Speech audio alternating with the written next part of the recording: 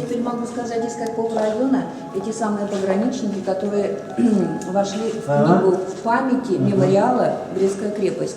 Там, значит, Вазинки – это Батыревский район, Васильев – Маргаушский район, Краснов – это Первомайский, сейчас тоже Батыревский район, и Лазарев – это Игресинский район. Вот 4 человека, они включены в книгу памяти мемориала. Но не потому, что наших там было меньше, наших было там около 1000, потому что 2 предвоенных призыва в гарнизон Брестской крепости были проведены как раз с территории Чувашии. Просто для того, чтобы включить вот в книгу памяти, нужны свидетельские показания. Вот когда включали в эту книгу памяти, там каменные страницы книги памяти в Азинге, вот такое свидетельское показание давал его сослуживец. Вот вы можете прочитать. И после того, как все данные были проверены и подтверждены, только после этого уже включают человека в эту книгу памяти мемориала, для того, чтобы случайно люди туда не попали. А свидетельские показания давал Илья Алексеев, который попал в плен, но смог в плену выжить, и уже после войны, это уже в 90-е годы, он рассказывал о том, как именно погиб Вазин. Он был пулеметчиком, с крыши, значит, он стрелял, и при бомбардировке бомба как раз туда и попала. Вот. То есть для того, чтобы узнать судьбу наших земляков, которые сражались там сейчас в Бресте, сам музей, мемориал «Брестская крепость», он проводит очень большую работу. Сейчас из многочисленных защитников Брестской крепости около 250, ну это на 2010 год была установлена их судьба, как именно они погибли. Вот. Ну, я думаю, эта работа продолжается, мы поддерживаем отношения с мемориалом, так что я думаю, что будем знать, как погибали наши ребята. А я еще раз повторяю, там было около 1000 наших земляков. И я уже рассказывала на прошлой экскурсии. Интересно, настолько поразила Гитлера вот эта вот стойкость защитников Брестской крепости, что когда они с Муссолини приезжали туда в конце августа 1941 года, он взял камень из развалин Брестской крепости, и после войны в его кабинете этот камень из развалин Брестской крепости нашли. То есть даже врага поразило мужество, с которым обороняли крепость. А вообще на преодоление заставы было отведено Гитлером, ну, планировалось 30 минут. Ну и вы знаете, что до начала августа там еще невозможно было подавить очаги сопротивления. Для того, чтобы окончательно расправиться уже с защитниками, воды реки Буг были отведены и были затоплены подвалы Бреста. Вот так стойко оборонялись пограничники. Есть еще один наш очень известный земляк, Яков Николаев, но о его судьбе мы узнали после войны, задолго в 60-е годы. На территории Польши, куда он попал, бежав из плена на границе, он служил тоже пограничником, Яков Николаевич Николаев. Семью он успел в начале войны отправить к родителям, он сам из Марпасадского района. Вот. И после побега из плена он попал к партизанам и возглавил партизанский отряд, который сражался в Парчевских лесах. У него было прозвище Чуваш. И вот когда польские журналисты написали об этом, это заинтересовало наших чувашских журналистов. Было проведено такое изучение материалов, и выяснили, что это судьба тоже нашего земляка Якова Николаева. Еще один наш очень известный земляк Василий Данилович Шилов. Но он не был пограничником, он был артиллеристом. И на западной границе как раз его подразделение, он командовал артиллеристами, оно до 200 танков противника уничтожило. Это было очень много. Но он попал в госпиталь, был ранен и в последующем возглавлял Барнаульское артиллерийское минометное училище. Вот человек очень заслуженный, генерал Шилов. Но на пограничные войска в годы войны было возложено много функций. И одна из этих функций – это охрана тыла действующей армии. И вот дорогу жизни, знаешь, что такое дорога жизни, да? Это дорога, которая проходила через Ладожское озеро и поддерживала находящиеся в кольце окружения Ленинград. И вот на этой дороге жизни служил Евгений Ефимович Бургулов, в последующем наш известный театральный художник. Вот через эту дорогу по льду Ладожского озера до 3–3,5 тысяч машин нужно было за сутки пропустить для того, чтобы продуктами, медикаментами поддержать воюющий Ленинград.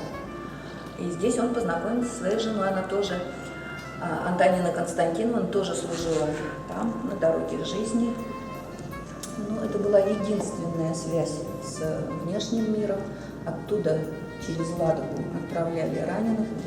Вы же знаете, что у нас здесь даже был в Ишлеях детский дом, эвакуированный из Ленинграда изначально. Есть еще один очень интересный наш земляк, достигший очень больших высот. Мы сейчас о нем поговорим. А вот как символ Отечественной войны у нас здесь винтовка Мосина и интересный очень полевой телефон. Он американский. Вот, смотрите, он 42-м годом. Радиостанция.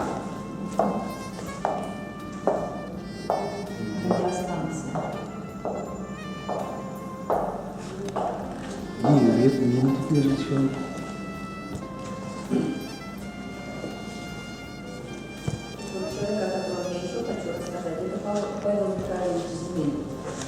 Вообще очень интересная судьба этого человека. Он закончил пограничное училище. В годы войны был помощником военного коменданта Москвы, а с 1944 года был начальником войск по охране тыла Белорусского фронта. И когда подписывали акт о капитуляции Германии в ночь на 9 мая в местечке Карлхорст, именно он, Павел Михайлович, наш земляк, обеспечивал безопасность этого мероприятия. У нас в Музее воинской славы есть большая фотография, когда подписывают все главы вот этих вот вооруженных сил союзников. И за спиной у них стоит Павел Михайлович Зимин, большая фотография, так что будешь в Музее воинской славы, посмотри. Это тоже чебоксарец Павел Михайлович. Еще один наш земляк из Цивильского района, Александр Григорьевич Виктор, тоже фронтовик. Иванова. Да. Мы живем тут. Да. Оттуда у вас? Да, знаю. Он прошел войну. Он села Иванова, там опытный сам. И после войны стал командующим Северо-Западным пограничным округом. Его там очень уважают, он преподавал в пограничной академии, вот, ему там поставили бюст на Выборгской заставе, и питерцы его очень уважают. Тоже наш земляк есть кем гордился. С окончанием Второй мировой войны, Великой Отечественной войны, изменился контур наших границ. И вот по состоянию на начало 60-го года границы Советского Союза, протяженность их составляла около 55 тысяч километров. И каждый день в 20 часов пограничные наряды выходили на охрану государственной границы. Пограничные сутки начинаются в 20 минут.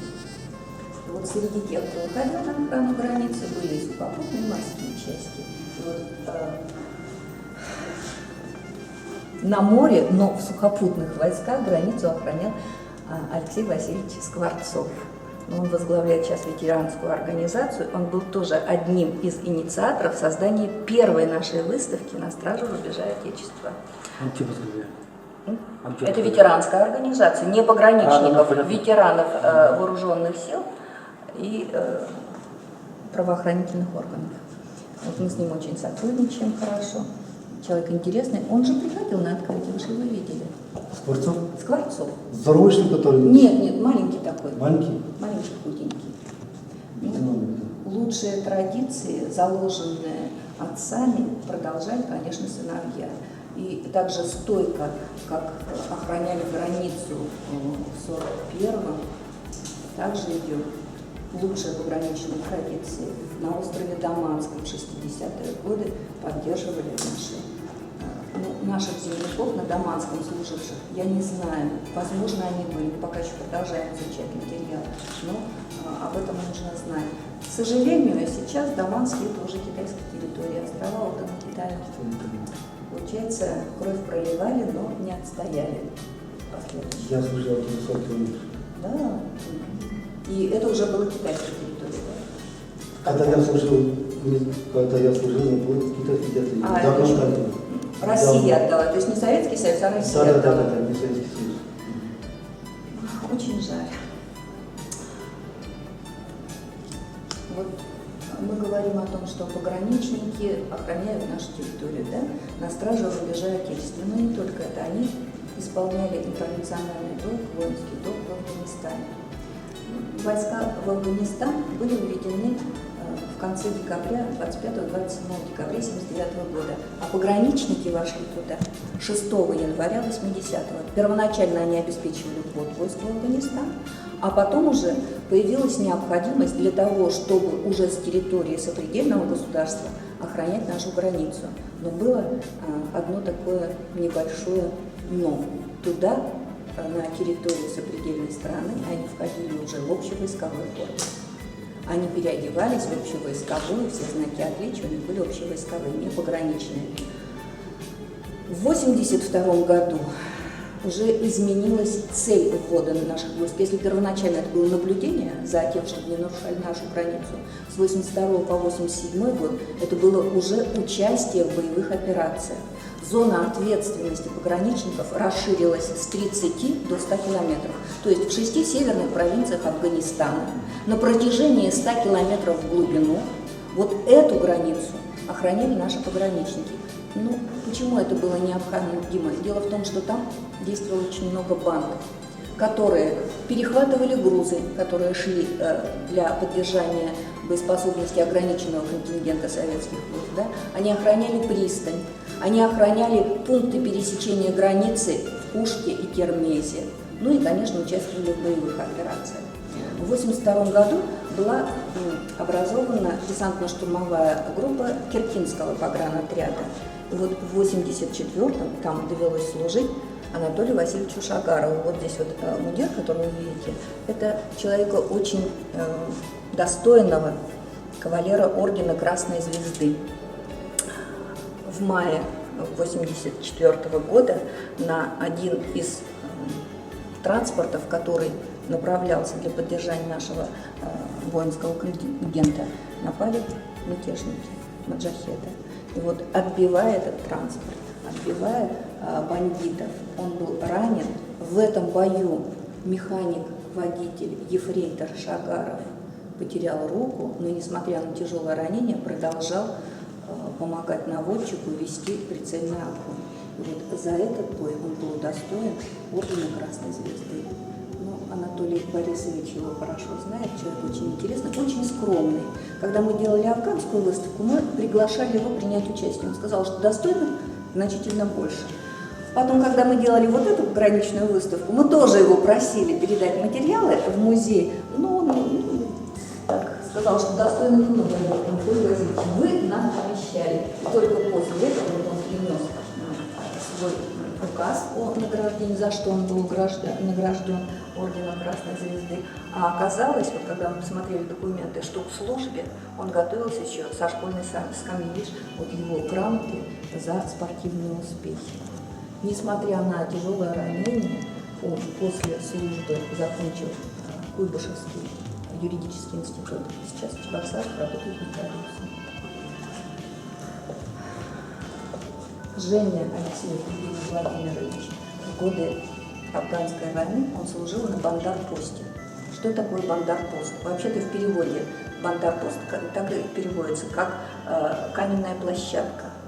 Это небольшая каменная площадка на высоте 3500 метров в горах на границе с Пакистаном. И вот небольшой участок протяженностью 80 километров на афгано-пакистанской границе тоже охраняли наши пограничники. Среди них был как раз боец взвода повышенной боевой способности, а по-другому, скорее всего, это десант границы, был Евгений Владимирович Алексеев. В прошлом году, когда проводился день пограничников в Лакрейском лесу, я сфотографировала семью, которая как-то очень меня удивила. Оказалось, что это как раз и есть Евгений Владимирович с 3 своими дочками. И вот 3 дочери. Еще очень интересный человек Владимир Андреевич Маслевец. Он профессиональный военный. И в Афганистан он уже попал как советник 14-й пограничной бригады афганских войск. Ну, для того, чтобы научить охранять границу, афганских пограничников, как раз он советником и служил там. А местечко, где он служил, было очень опасное, это местечко Алихель. В окружении, вот кругом вот на этой зеленке, везде были маджахеды. Ну и когда мы говорим, служил советником, кажется, что комфортные условия, да, прекрасная гостиница, хорошая оплата. Вот он, дом советников. Вот такой вот саманный домик, в который беспрестанно попадали снаряды из зеленки, откуда стреляли маджахеды. У нас на афганской выставке была фотография, где пробита крыша вот этого советнического дома, а для того, чтобы не разлетались осколки, они укрепляли эту крышу снарядными ящиками, чтобы разброс вот этих вот осколков был намного ниже. Вообще, пограничники за 13 лет, я потом объясню, почему 13 лет, в Афганистане потеряли больше 500 человек. Чувашские пограничники за время 9 с лишним лет потеряли 9 человек. И вот первым погиб как раз горнарец, его показывают горнарец Михайлов, Володя Михайлов. Ну, в чем заключалась служба на заставах? Вертолетом выбрасывали на афганской территории, и 1,5-2 месяца в горах, как правило, нужно было охранять покой, перехватывать караваны, ну и сообщать о продвижении маджахедов. 2 недели всего до демобилизации не дожил Володя. Вот есть газета, крымская газета, где его сослуживец пишет о том, каким озорным и очень оптимистичным был его сослуживец. И он очень тяжело переживал гибель Владимира. Но вообще афганская война, она была очень тяжелой такой минной войной, будем так говорить. Большинство ребят, которые здесь погибли, 9 человек, большинство подорвалось на минах. И нередко это были и наши собственные мины, которые пограничники, и не только пограничники, войсковые служащие, ставили во время операции. Ну и в горах на тропе свернул немножечко в сторону, не подорвался. Вот на мине подорвался Женя Анисимов. Ну, если говорить вообще о пограничниках, служба в Афганистане отличалась, наверное, от службы всех остальных подразделений тем, что тылы находились на территории Советского Союза. И авиация тоже находилась на территории Советского Союза. Вот в такой пограничной авиации служил Леонид Сергеевич Константинов. Вот он с 1982-1983 года тоже принимал участие в афганских событиях, но он летал с территории Советского Союза. Другой человек уже в наше время, в 2001 году, он погиб, он продолжал службу, он профессиональный военный, он погиб в мае 2001 года, когда была инспекторская проверка подразделения Северокавказского округа. Туда летали депутаты Госдумы для того, чтобы среди военнослужащих обсудить закон о статусе участника боевых действий. И уже командировка завершилась, там были депутаты Госдумы, чиновники от Федеральной пограничной службы. Возвращаясь уже из командировки, над станицей Нестеровской вертолет был обстрелян с 2 точек из крупнокалиберного пулемета. Было 38 пробоев, 8 из них попали в самого командира экипажа. Но несмотря на тяжелое ранение, он смог вывести вертолет из-под обстрела, передать управление штурману, но до прибытия санитарной машины он погиб. Но он спас 14 человек. И посмертно был удостоен звания Героя России. Первым героем России из Чувашии стал Николай Валерьевич Смирнов. Человек тоже прошел через Афганистан. Вернувшись сюда, в Чебоксары, он пошел на завод, он с агрегатного завода призывался на службу. Ну, это были 90-е годы. Заводы, можно сказать, наполовину стояли. И он вернулся контрактником на таджикско-афганскую границу служить. Ну, враг тот же самый, условия почти те же самые, что и в Афганистане. Ну и погиб он также геройски, как мог бы погибнуть в Афганистане. Он был пулеметчиком. И вот очень интересное письмо, если ты его прочитаешь, ты поймешь, командир части пишет матери благодарность, что именно он помог сохранить жизнь своих сослуживцев, потому что героически вел себя, отвлекая огонь на свой пулемет. И потом уже именно на его точку был сосредоточен огонь. Посмертно он был достоин звания Герой России. Еще раз говорю, это первый Герой России из Чувашии. Ну и человек очень заслуженный, его, наверное, в Чувашии знают все. Это Николай Федорович Гаврилов. Он тоже уроженец деревни Янгеличи Канашского района. Он тоже служил в Афганистане, тоже служил в пограничной авиации. Более 3000 боевых вылетов он совершил. И это единственный человек, который посадил вертолет Ми-8 и на Южном, и на Северном полюсе. Он летал на вертолете на Южный и Северный полюс. Очень достойный человек. У него очень много наград, но он очень ценит звание почетного гражданина города Чебоксаров. Поэтому не случайно вот эту вот газетную вырезку о присвоении звания почетного гражданина города Чебоксары здесь поместили, потому что этим званием он очень гордится. А позывной его маэстро. Если помнишь фильм «В бой идут одни старики», по-моему, там у командира тоже был позывной маэстро. Себе позывной он тоже выбрал позывной маэстро.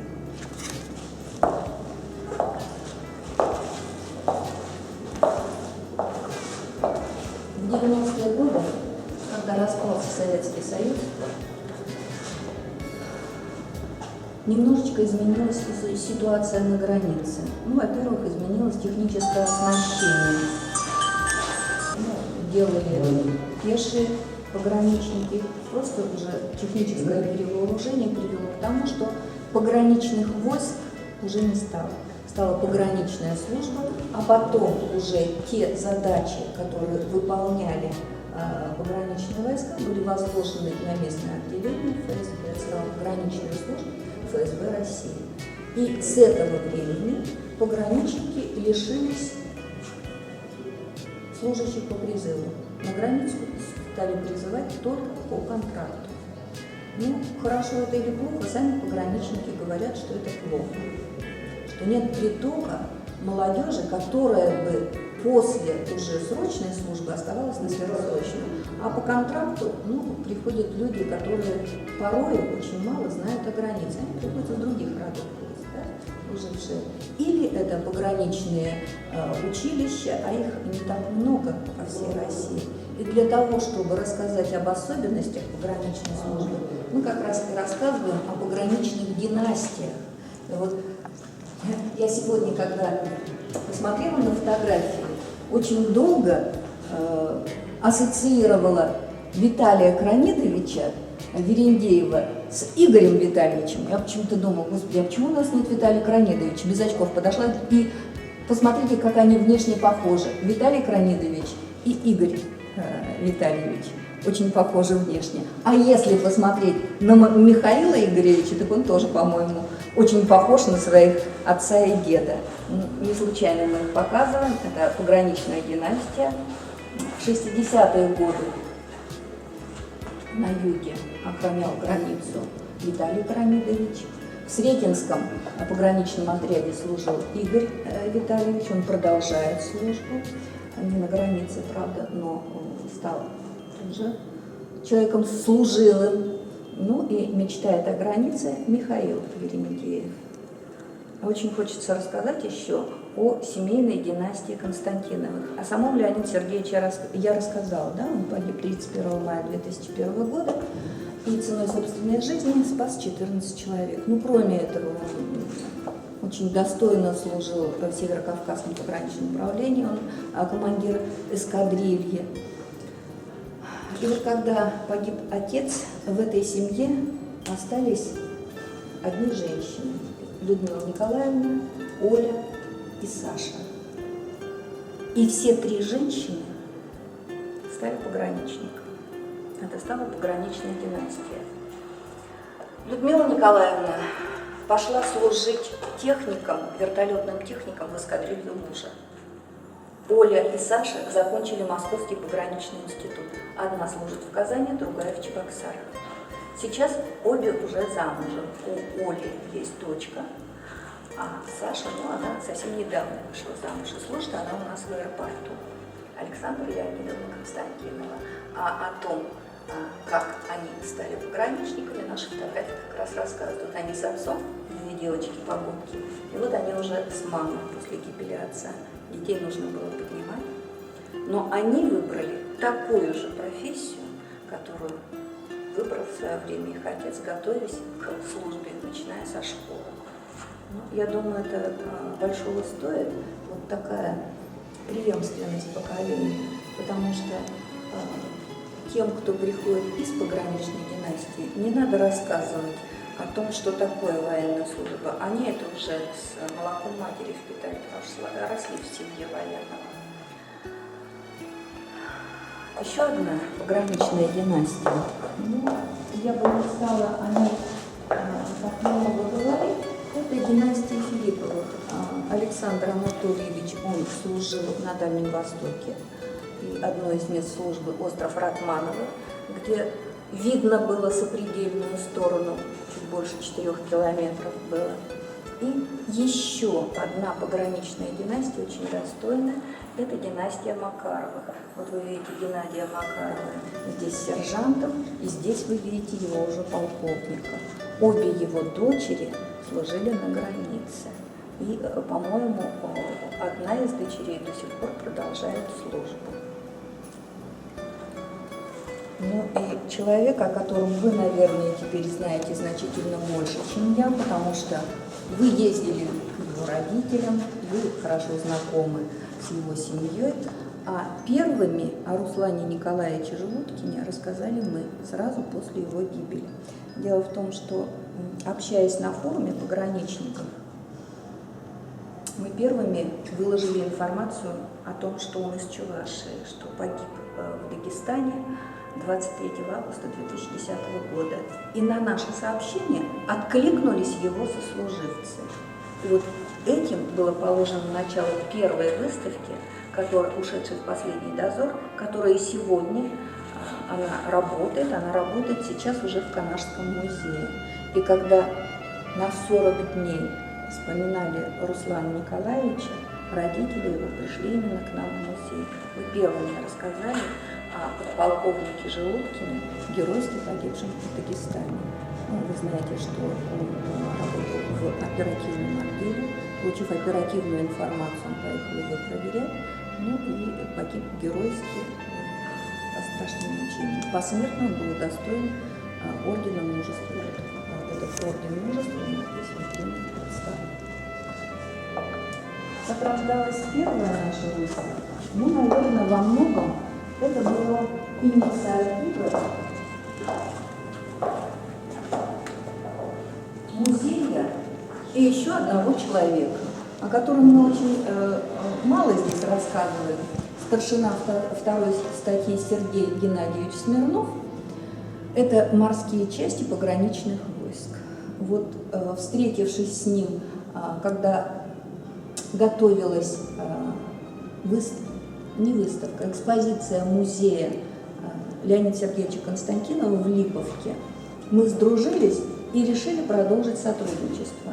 Вот в 2010 году в Выбресинском районе в поселке Липовка был открыт мемориальный музей Леонида Сергеевича Константинова, а в мае, ко дню пограничника, мы открыли первую пограничную выставку, назвав ее «На страже рубежа Отечества». Она была у нас немножечко скромнее, меньше людей, о которых мы рассказывали там, но вот инициатором первой выставки как раз и был Сергей Геннадьевич Смирнов. У нас сложились хорошие отношения, вот благодаря как раз и Анатолию Борисовичу тоже, с вурнарцами, но, правда, начало этому сотрудничеству было положено еще на первой выставке. Олег Никитин нам очень помог, он передавал материал, он был на открытии первой выставки, а вот уже День пограничника 2012 года, накануне этого Дня пограничника, мы ездили в Вурнары, были в гостях у организации «Щит Родины», одной из наиболее сплоченных, наиболее сильных наших ветеранских организаций. Большую помощь им оказывает человек, земляк Владимир Петрович Тихонов, потому что работает он в пограничной академии ФСБ России и очень хорошо знает все особенности работы с кадрами, потому что там и эту кафедру он возглавляет. Вот у него сейчас к нам предложение есть на будущий год сделать большую выставку, потому что будет отмечаться 95-летие пограничной службы России. И я думаю, что его материал мы тоже соберем. А пока он нам как-то так немножечко отказывает в материале, говорит, что так много достойных людей, которых стоит показать, а он скромный человек, который, наверное, не хочет себя особо афишировать. Но очень надеюсь, что он согласится на наше предложение принять участие в следующей выставке. Ну и когда мы говорим о пограничников, наверное, не все знают, что первые десятилетия, первую половину XIX века День пограничника отмечался 5 августа. Потому что 5 августа 1827 года был подписан указ о выделении таможенной службы из общей службы внешнеэкономических связей. И вот таможником на таможне работал Андрей Николаевич Журавлев, вот его фуражка, и книга, которую нам подарили, я думаю, может быть, не совсем, а может быть только к выставке. Таможня – это тоже граница, поэтому, когда мы говорим, что у нас есть своя граница, то она как раз и проходит по таможне. И там, вот, как я уже говорила, служит как раз Саша Константинов. Александра Леонидовна. Кстати, теперь уже не служит там Карталайнен, а вообще это человек из очень известной пограничной династии. Его дед включен в золотые страницы границы. Он возглавлял КГБ в Прибалтике очень долгие годы и до сих пор является советником по вопросам охраны государственной границы. Ну, для того, чтобы понять, как именно проводят ветераны-пограничники воспитательную работу, ну, наверное, нужно рассказать о коллекциях пограничных отрядов. Они у нас представлены, знакомят и с историей пограничных войск, и знакомят с оружием. Вот Андрей Николаевич Журавлев, таможенную фуражку, которого мы видели в витрине, вот он как раз и занимается оружием. И те автоматы, которые мы представляем, макеты автоматов, как раз на выставку он предоставил. Пограничное братство, оно у нас в Чувашии, наверное, очень сплоченное. Не случайно День пограничника выливается в такой яркий праздник. Вот с Дня пограничника и 2011 и 2012 года у нас есть фотографии. И себя здесь многие узнают. Ну, а хорошая традиция проведения боевого расчета была заложена в 2011 году. Вот первый боевой расчет, который проходил в Чебоксарах при страшном ливне, очень погода была тяжелая. Ну и фотографии нынешнего пограничного расчета мы уже будем показывать на следующий год. Погода была, правда, намного лучше, но нас заели комары. Это было ужасно. Редактором книжно-журнального издания «Границы» тоже работает наш земляк. Ну-ка, подскажите, как его зовут? Видите, сказать, Мясников? Имя, отчество. Александр. Я отчество. Александр Николаевич Мясников. Александр Николаевич Мясников. Именно поэтому у нас очень много плакатов и книг о границе. Мы сотрудничаем, и вот в одном из номеров...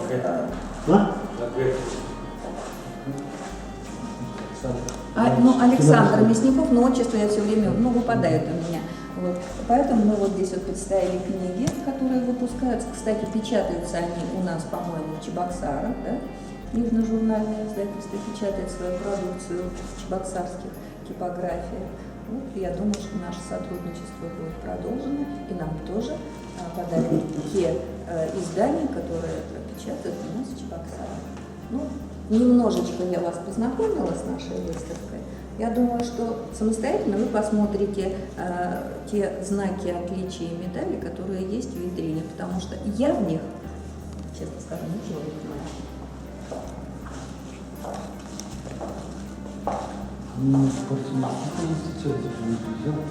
Я знаю, мне звонил. С вами говорил, дам только Валентин.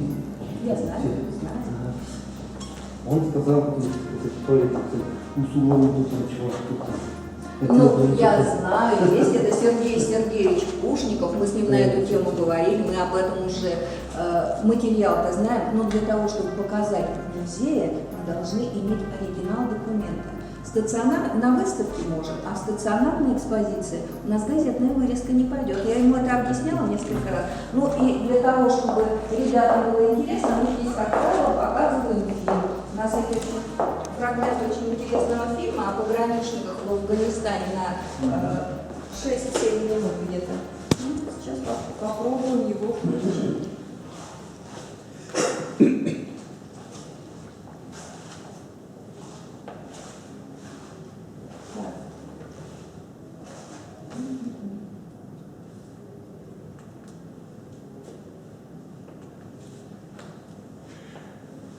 Полностью фильм называется «Секретная миссия. Афганский рубеж».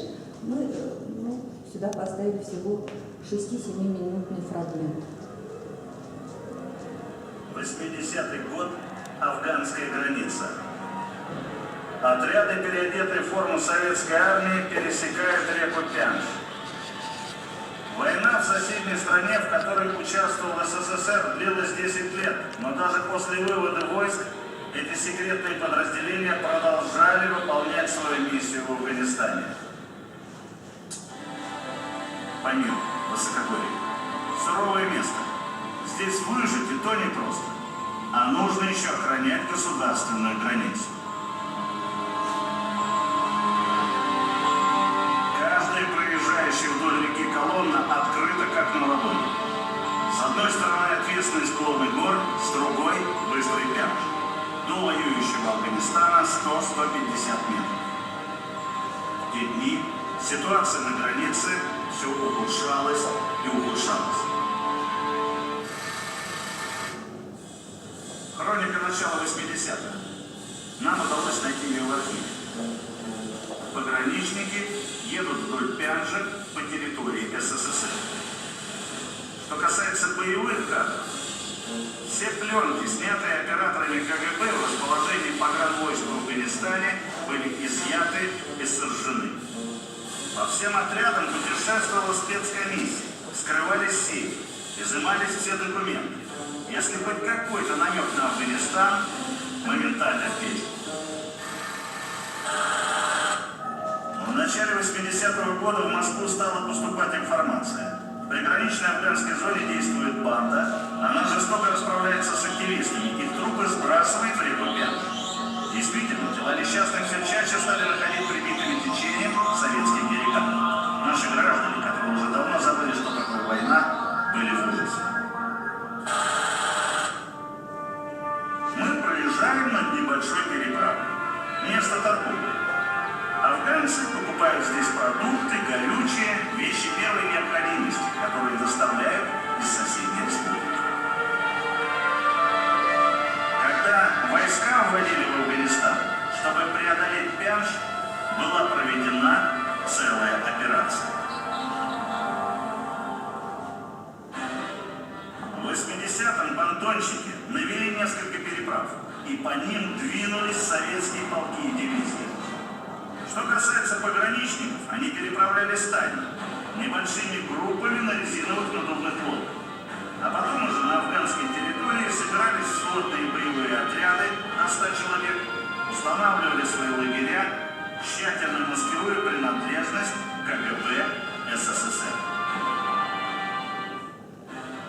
Еще через 2 года из Москвы пришло секретное распоряжение значительно усилить погранконтингент КГБ СССР в Афганистане. Начался отбор солдат и офицеров со всего Союза. Из них комплектовались штатные мотоманевренные группы, которые разместили во всех 6 северных провинциях Афганистана. Однажды был случай. Летели солдаты менять сидящих за речкой друзей. Ну, чтобы отдохнуть, помыться, побриться, а тут банда прорвалась. Смену взяли и бросили прямо на головы маджахедов. Атака вышла удачно. Так и родились у пограничников десантные группы. Пакистан. Во время войны оттуда в Афганистан шли караваны с оружием. Перебрасывали подкрепления для маджахедов из тренировочных лагерей. С этим надо было как-то бороться. Мало кто знает, на Памире афганско-пакистанский участок целых 80 километров тоже охраняли советские пограничники. Самыми удобными для нарушителей были месяцы июль и июль. Открывались высокогорные перевалы. И тогда в каньонах, ущельях выставлялись засады по 40-50 человек. Летом 1983 года на пакистанской границе произошел серьезный бой. Пограничники уничтожили 200 боевиков, взяли пленных и захватили несколько караванов с оружием. Вот как раз на бандах после этого, если уже выделили оказывает помощь сломавшему ногу крестьяне. Нам рассказали, что когда пограничники появились в Афганистане, на встрече им вышли несколько человек с хлебом-соль. Старший офицер спросил: в чем дело, что за акция? Ему ответили: мы готовы помогать вам, лишь бы нас, обычных людей, не трогали. Пограничник ответил: это мы пришли помогать. Началась передача муки и зерна, потом врачебная помощь, даже до культурного обмена. Кино вместе смотрели. В афганских горах в одиночку советские бронемашины или грузовики не появлялись. Попадешь в засаду, технику сожгут, а людей потом не найдут. Все перемещения только центры подвоза, то есть большими колоннами, которые шли под охраной танков и в сопровождении вертолетов. Но и на них нападали. И тоже жгли. А это опять же афганская война. Только хроника, снятая со стороны маджахедов. Идет нападение на советскую колонну. Вот как это выглядит по-настоящему. Наша подбитая техника. ПТР, а рядом танк. В 1982 году пограничникам был определен участок ответственности. 100-километровая зона территории Афганистана вдоль всей границы с Советским Союзом. И в этой зоне стояли сотни кишлаков, действовали десятки банд и располагались базы маджахедов. Пограничники провели в Афганистане сотни боевых операций, но они никогда не воевали против мирного населения. В 1989 году они вывели в Союз 47 своих гарнизонов. Однако война для зеленых фураж на этом не закончилась. Лишь спустя 3 года, в 1992-м, их подразделения окончательно покинули Афганистан. За 13 лет 494 пограничника погибли.